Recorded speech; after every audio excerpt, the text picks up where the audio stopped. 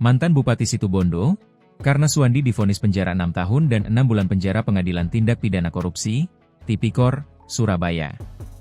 Terdakwa terbukti melakukan korupsi pengelolaan dana pemulihan ekonomi nasional, PEN, di Pemkab Situbondo periode 2021 hingga 2024 yang merugikan negara 4,5 miliar rupiah.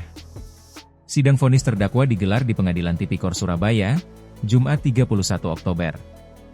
Vonis yang diterima terdakwa ini lebih rendah dari tuntutan jaksa KPK yakni 8 tahun 4 bulan penjara.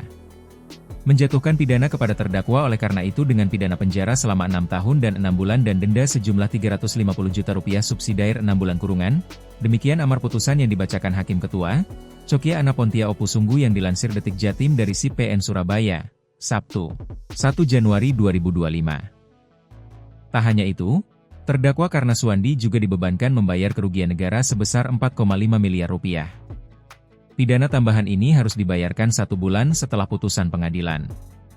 Jika dalam jangka waktu tersebut terdakwa tidak membayar uang pengganti maka harta bendanya disita oleh jaksa dan dilelang untuk menutupi uang pengganti tersebut. Dalam hal terpidana tidak mempunyai harta benda yang mencukupi untuk membayar uang pengganti maka dipidana penjara selama 2 tahun, jelas Hakim. Hakim menilai terdakwa Karnasuwandi terbukti melanggar Pasal 12 Bejo.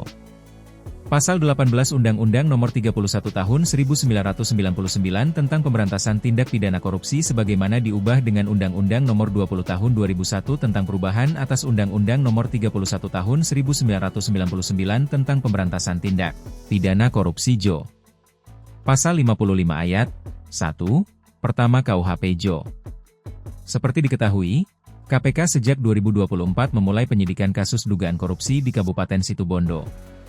Korupsi itu berkaitan dengan pengelolaan dana pemulihan ekonomi nasional, PEN, di Pemkab Situbondo periode 2021 hingga 2024. Pada tanggal 6 Agustus 2024, telah melakukan penyidikan dugaan tindak pidana korupsi berupa penerimaan hadiah atau janji oleh penyelenggara negara atau yang mewakilinya terkait pengelolaan dana pemulihan ekonomi nasional, PEN, serta pengadaan barang dan jasa di pemerintah Kabupaten Situbondo tahun 2021 hingga 2024, kata jubir KPK, Tessa Mahardika Sugiarto, kepada wartawan, Rabu, 28 Agustus 2024.